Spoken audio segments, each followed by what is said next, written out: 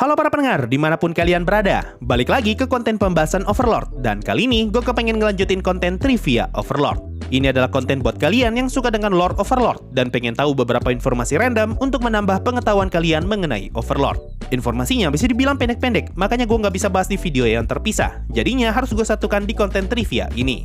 Ini adalah konten trivia keempat, dan kalau kalian belum pernah nonton 3 video sebelumnya, gue saranin kalian untuk nonton konten itu juga. Oke, langsung aja, mari kita mulai.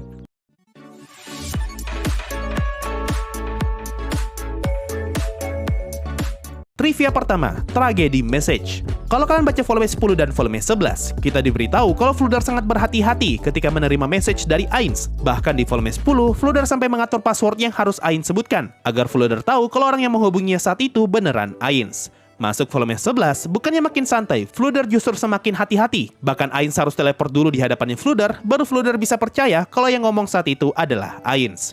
Nah, yang jadi pertanyaan, kenapa Fludar separanoid itu dengan sihir message? Jawabannya ada di volume 7. Di sini kita diberitahu kalau magical information atau informasi yang diperoleh melalui sihir tidak sepenuhnya dapat diandalkan. Karena semakin jauh jarak antara pemberi dan penerima pesan, maka semakin tidak jelas pesan yang akan disampaikan. Kemungkinan mirip seperti teleponan, kalau sinyalnya jelek, suaranya malah tidak jelas. Selain itu, ada alasan lain kenapa warga Empire sangat tidak bisa mempercayai sihir message, dan ini ada hubungannya dengan tragedi Gartenberg. Kurang lebih sekitar 300 tahun yang lalu, ada sebuah negara manusia bernama Gartenberg yang dipimpin oleh Magicaster. Negara itu ngebuat sebuah jaringan informasi dengan menggunakan sihir message, agar setiap kotanya bisa saling bertukar informasi dengan sangat cepat. Tapi karena mereka terlalu bergantung dengan message, malah ngebuat negara tersebut jatuh ke dalam kekacauan akibat adanya 3 laporan palsu.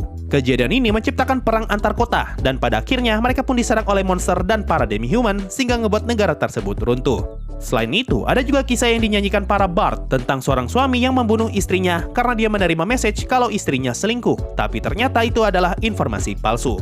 Karena hal tersebut, hanya sedikit orang yang percaya dengan sihir message. Malahan kalau ada orang yang terlalu percaya dengan sihir tersebut, maka orang itu akan dianggap idiot. Nah, di volume 11, kita diberitahu kalau Ainz juga sudah pernah mendengar kisah tersebut. Tapi tetap saja, Ainz masih belum paham kenapa sampai sekarang tidak ada orang yang mau menaruh kepercayaan ke sihir ini lagi. Dan salah satu orang itu adalah Fludar. Trivia kedua, Mare ternyata psikopat. Kalau kalian baca volume 16, di sini kita diceritakan pertarungan antara Mare melawan Zeshi Zetsume atau Anti-Lane. Nah, kalau kalian baca bagian itu, kalian pasti sadar kalau perspektif yang digunakan adalah dari sudut pandang Zeshi. Dari awal sampai akhir, kita tidak pernah diceritakan perspektifnya Mare ketika bertarung. Nah, ternyata hal ini dijelaskan di Author Talk volume 16. Maruyama ngomong, alasan kenapa dia tidak memasukkan perspektifnya Mare, karena sudut pandangnya Mare bakalan ngebuat dia terlihat sebagai karakter psikopat. Karena Mare terlalu tenang ketika bertarung melawan Zeshi. Hal ini tentu berbanding terbalik ketika kita membaca perspektifnya Zeshi yang penuh dengan perhitungan ketika bertarung melawan Mare. Bayangkan kalau perspektifnya Mare diceritakan, pasti Mare bakalan heran sendiri ketika melihat tingkah laku Zeshi yang aneh dan heboh sendiri. Padahal Mare cuma datang buat ngejar Elf King dan bukan untuk ngelawan Zeshi. Trivia ketiga, backstory Khajiit. Kalau kalian sadar, versi anime Overlord sama sekali tidak menceritakan backstory-nya Khajiit, sehingga ngebuat dia tampak seperti karakter penjahat biasa yang hanya ingin menciptakan kekacauan dengan mengirim tentara undead. Padahal sebenarnya, Khajiit mempunyai backstory yang cukup menarik. Di episode 5, Clementine sempat memanggil Khajiit dengan nama lengkapnya, yaitu Khajiit Del Badantel. Nah, kalau kalian sadar, ada kata Del di antara namanya Fludar. Kurang lebih sama seperti namanya Lakius yang juga ada kata Del-nya, yaitu Lakius Alvain Del Aindra. Kalau di Barut Empire dan Restige Kingdom, jumlah nama seseorang menentukan status mereka, di mana 3 nama adalah pertanda bangsawan, 4 nama adalah pertanda bangsawan dengan gelar, dan 5 nama adalah pertanda keluarga kerajaan. Jadi bisa dibilang, kata Del dalam namanya Lakius adalah nama tambahan untuk memperlihatkan statusnya. Sedangkan kata Del dalam namanya Khajiit mempunyai arti yang berbeda, karena Khajiit bukan berasal dari Restige Kingdom ataupun Barut Empire, melainkan dia berasal dari Slan Theocracy. Di volume 2, ketika Clementine memanggil Khajiit dengan nama lengkapnya, Khajiit ngomong kalau dia tidak mau dipanggil dengan nama Del, karena dia telah membuang nama baptisnya. Dengan kata lain, nama Del di Slan Theocracy bukanlah untuk memperlihatkan status seseorang, melainkan itu adalah nama yang didapat ketika seseorang telah dibaptis. Satu lagi yang menarik, di season 1 episode 9, ketika tahu kalau dia bakalan mati, Khajiit ngomong kalau kerja kerasnya selama 5 tahun akan berakhir begitu saja. Nah, kerja keras yang Khajiit maksud sama sekali tidak pernah diceritakan di versi anime, tapi hal ini dapat kita ketahui lebih jauh di versi novel. Di volume 2, kita diberitahu kalau Khajiit merasa bersalah atas kematian ibunya, dan Khajiit bertekad untuk menghidupkan kembali ibunya. Tapi masalahnya, ibunya Khajiit tidak dapat dihidupkan hanya dengan sihir kebangkitan tier 5, sehingga Khajiit memutuskan untuk merubah dirinya menjadi undead, agar dia bisa mempelajari sihir kebangkitan yang lebih kuat. Dan untuk bisa menjadi undead, Khajiit membutuhkan energi negatif dalam jumlah yang sangat besar. Makanya pada malam itu, Khajiit berniat membunuh semua penduduk Erantel dan menjadikan mereka sebagai pengorbanan, agar Khajiit dapat bertransformasi menjadi undead. Energi negatif itulah yang sudah Khajiit kumpulkan selama 5 tahun, agar dia bisa memanggil Skeletal Dragon, dan dia dapat memanen energi negatif yang lebih banyak. Semua itu dia lakukan demi bisa mewujudkan impiannya, yaitu menghidupkan kembali ibunya yang dia cintai. Nah, yang menarik, di Author Talk volume 2, Moriyama ngomong kalau Khajiit mempunyai mother complex. Jadi, alasan kenapa Khajiit sampai berbuat sejauh itu demi ibunya, karena ternyata Khajiit memang mencintai ibunya sebagai lawan jenis, dan bukan hanya sebagai orang tua kandung. Moriyama juga menambahkan kalau sampai saat ini Khajiit masih menyimpan medali milik ibunya. Trivia keempat, kalender New World. Kalau kalian baca karakter sheet penduduk New World, kalian pasti sadar di sana tertulis tanggal lahir karakter tersebut. Contoh, Putri Rainer lahir pada hari ke-7 bulan Upper Fire, Lacus lahir di hari pertama bulan Lower Earth, Archie lahir di hari ke-26 bulan Middle Wind, dan Neya lahir di hari pertama bulan Upper Wind. Nah, kalau kalian cek di Wiki Fandom, ada orang yang berhasil menjabarkan sistem kalender di New World, di mana 12 bulan dibagi ke dalam 4 musim, yaitu Water, Wind, Fire, dan Earth. Pembagian ini sama seperti pembagian musim di Jepang, yaitu Water berarti Winter, Wind berarti Spring, Fire berarti Summer, dan Earth berarti Fall. Nah, setiap musim itu terdiri dari 3 bulan, yaitu Upper, Middle, dan Lower. Jadi bulan pertama di musim Winter akan disebut Upper Water, bulan kedua Winter disebut Middle Water, dan bulan ketiga Winter disebut Lower Water. Dan begitu terus sampai yang paling terakhir adalah Lower Earth. Kalau kita hubungkan dengan kalender biasa, Upper Water adalah Januari, Middle Water adalah Februari, Lower Water adalah Maret, dan terakhir Lower Earth adalah Desember. Ini berarti tanggal lahir Rainer yang awalnya hari ke-7 bulan Upper Fire sama dengan tanggal 7 bulan Juli. Dan tanggal lahir Lacus di hari pertama bulan Lower Earth sama dengan tanggal 1 bulan Desember.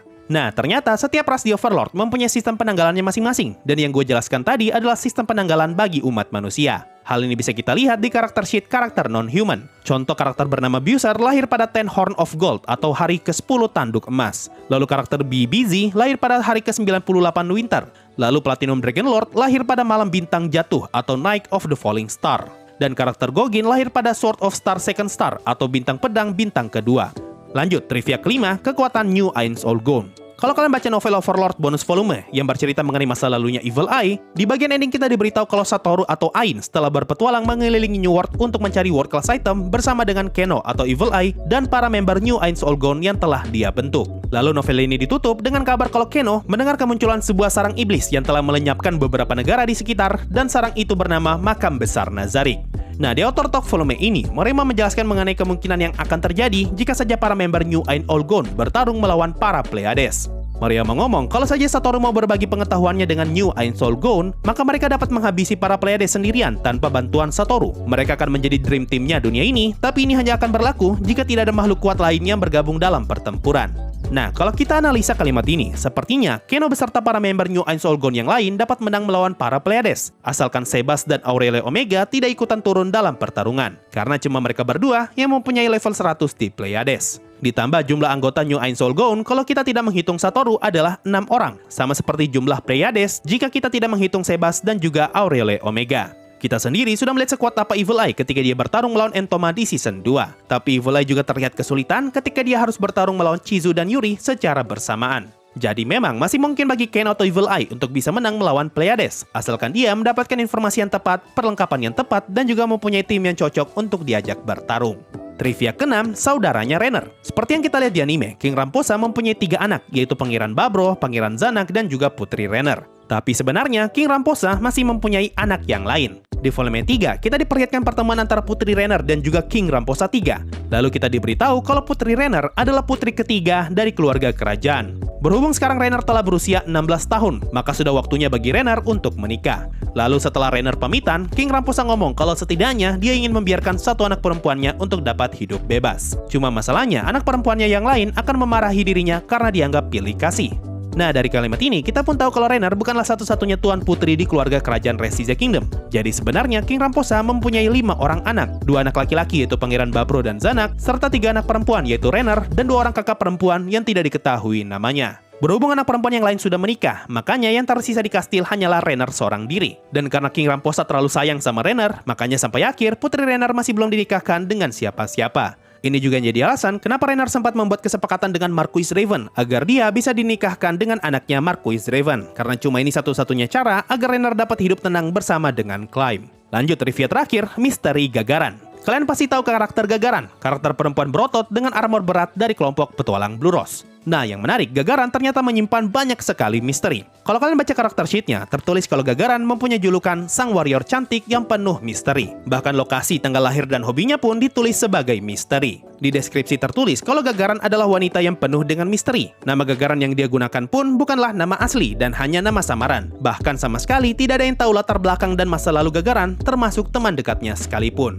Entah kapan kita akan diberi penjelasan mengenai alasan kenapa Gagaran dibuat sebagai karakter yang penuh dengan misteri. Tapi gue yakin bagian ini nggak bakal diceritakan sampai Overlord tamat. Jadi anggap aja sebagai trivia buat kalian. Nah, itu tadi beberapa trivia menarik tentang Overlord yang berhasil gue kumpulkan. Mungkin itu saja untuk video kali ini. Makasih semua yang sudah mendengarkan sampai di titik ini. Sampai jumpa di video berikutnya dan bye-bye.